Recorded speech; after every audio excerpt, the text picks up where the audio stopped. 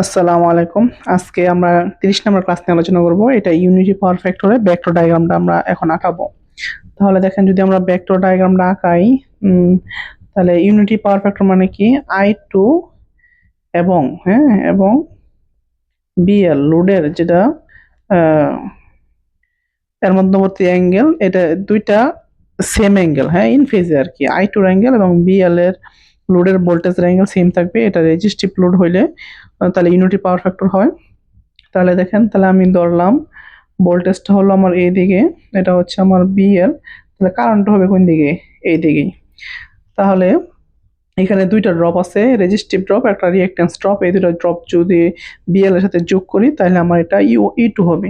তাহলে দেখেন যেহেতু রেজিস্টিভ ড্রপ, তাহলে এখানে এর সাথে যোগ দিলাম I2 R2, এর সাথে কত যোগ আছে আরো? I2 X2, এটা ৯০ ডিগ্রি হবে।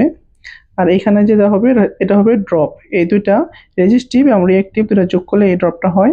তাহলে আমি দেখেন এখানে আমার লোডের সাথে যে ড্রপটা যোগ করি তাহলে আমার এই E2 হবে। তাহলে দেখেন আমি যদি E2 করি, যোগ দেই,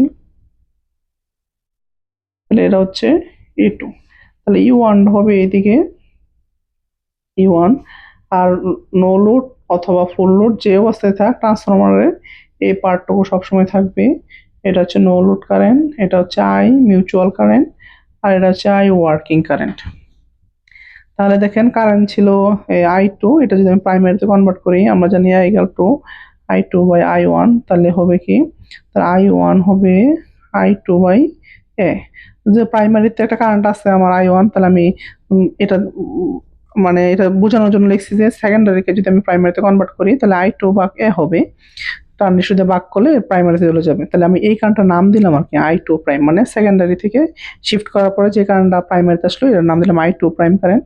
তাহলে এটা হবে I2 বাই A। তাহলে আপনি যদি এটা একটু আঁকান, এটার ১৮০ ডিগ্রি বিপরীত হবে এটা।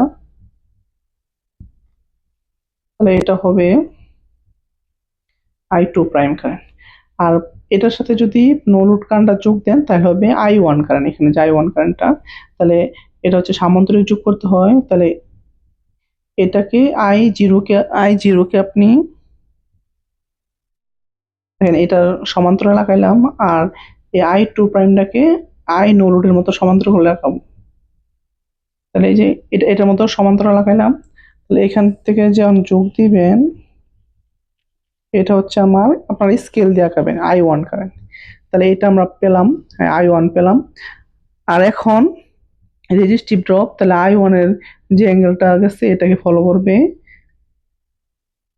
তাহলে এটা সমান্তরাল লাগাইছি, এটার সমান্তরাল, তাহলে এখানে হচ্ছে I1 R1, আর এখান থেকে ৯০ ডিগ্রি হবে সামনে, তাহলে I1 X1। এটা যদি যোগ দেন তাহলে রেজিস্টিভ আর রিঅ্যাকট্যান্সের যে টোটাল ড্রপ হবে এটা।